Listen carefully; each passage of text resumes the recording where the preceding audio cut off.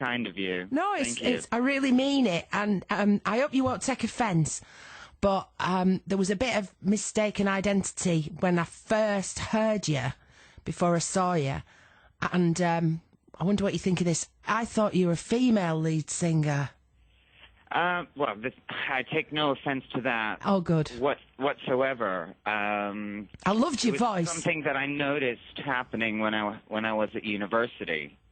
And so when I got into a band, I thought that I would play it up a little bit to see what kind of effect it would have on an audience.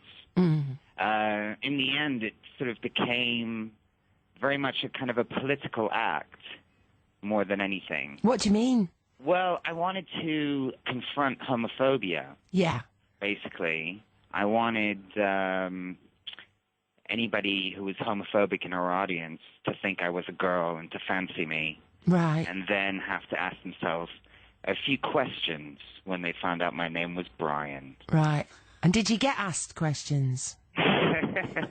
Well, yeah, certainly, But it kind of evolved from there after a little while. Yeah. And some of the elements of what we were doing aesthetically were appropriated by the mainstream.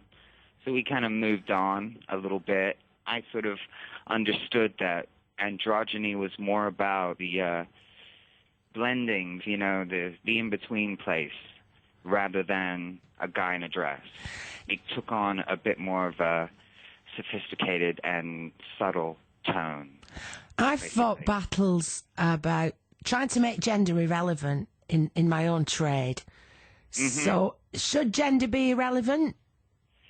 Well, yeah, I think it should. Absolutely. So in rock and roll, are we not selling sex to some extent?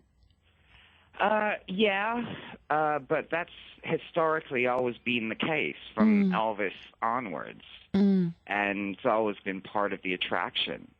And it's certainly a concert is a place where people can come and feel free. And our concerts are particularly like that. It's a celebration of freedom and tolerance and acceptance. Well, I loved you when I thought you were a girl. I loved you when I found out you were a bloke, when I saw you on Top of the Pops. Well, thank you. So it's irrelevant to me. I just think you've got one of the most distinctive voices ever in rock and roll music. Wow, thank you. That's a real compliment for me. I've always been obsessed with voices that are unique, like from, I don't know, Billie Holiday, Janis Joplin, Bob Dylan, Leonard Cohen, Björk, Polly Harvey. So that's a big compliment for me. Thank you. Well, like all those people you've mentioned, I think you've got real passion and pathos and pain in your voice as well. Well, it's kind of yes, because it's a form of catharsis for me. It's a form of self-therapy in many ways, and people often ask me, what are your influences in terms of deciding what to write about. I'm often scared by the blank page. For me, the most major influence is the process itself, and through the process of songwriting, I discover what's going on inside of me emotionally. You've had 7 studio albums, and another album which I absolutely love is your covers album. Yeah. And that features 20th Century Boy, Running Up the Hill, Kate Bush, off the top of my head. I'm trying to remember them all now. But you did get labelled with this kind of glam rock genre as well, didn't you? Not least because you got embraced by David Bowie. Yes, that is true. We were lucky enough to kind of be mentored by David Bowie very early on in our career. And he heard a demo of ours. It had the Nancy Boy song on it. And he invited us out on tour before we'd even released our first album, which is incredible. And then I wrote the song Without You I'm Nothing, and one day he phoned up and said he liked it so much he wanted to sing on it. So that happened. I mean, there isn't really, for a songwriter, a bigger accolade, and it's an incredible thing for me anyway, and I was so young when it happened. Yeah. But I think this whole glam rock thing is sprung from our very brief appearance in a movie called Velvet Goldmine. Yeah. And it just became a very easy thing for people to kind of put us in a box. Well, I'm glad you did cover that T-Rex song, because I think it's a great version. I also love your Boney M, Daddy Cool cover. Yeah. That's such fun. Anyway, let's play a track now from the new album. It's, it's not new anymore. It's 6 months old or something. Loud Like Love, but a new single from that, A Million Little Pieces. Here it is. Oh, wow. I mean, it's a cliche, really. I'm most proud of the last one. Yeah. You know? But I will probably be most proud of the next one when we make the next one. Which song do you think, you get through your set and you think, can't wait to sing that one because the whole place is going to erupt? We started playing a song from Loud Like Love called Begin the End, which is quite a hypnotic song, which we haven't played live very much. We just started doing that recently.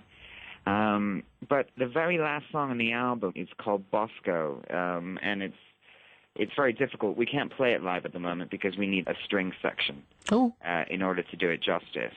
And I'm particularly proud of that song because it's, I think every now and again, a band, if they're lucky, they write a song which transcends the band's identity, that can kind of exist within its own context without referring to who the band are in order to have life and to tell its story. And I think that Bosco is that song for us. Okay, well, I'm going to tell you what my favourite is in a minute and play it. But first of all, you are in France as I speak to you now, and you've got quite a few dates there, different festivals, and then all around Europe, Switzerland, Milan, Rome, Madrid, Athens, Hungary, just picking them out here, Germany, and then later in the year in October, back in Spain and Portugal. What about us here? Well, we hope to do some more British gigs very soon. Yes. We're talking about it at the moment, so watch this space. Well, do, because I know 4 girls who do a string quartet thing, so I can even help you out with that. Okay, all right. Okay, cool. It's a deal. We'll talk about that after the interview then. Okay. Well, I hope you keep on keeping on and bringing us great songs and great performances, and I hope we see you soon. So I loved it from day one in 2003, I think it was, and not long after this station, Six Music had started up, and I thought, yes, this is the kind of thing that Six Music was made for, and it's Bitter End. Is that a favourite? Yes, it's a live favourite. I thought so, because I've been there, and we all did go bonkers. Yeah, it's usually the last song we play before the encore. Yeah. It's usually the the peak of the energy crescendo of our show. That's why I thought you might have chosen that one or mentioned that one, but I've done it anyway. I'm glad you agree. It hits the spot. It certainly does. Okay. Yes. Well, lovely to speak to you, and we hope we do see you in the UK soon. And, so do we. Thank you. Lovely talking to you. Okay, and so A Million Little Pieces out now. Placebo coming soon. I'm going to play Bitter End and sort Brian out with some cellos and stuff. Thank you for coming on the show. Thank you for having me. It's been a pleasure.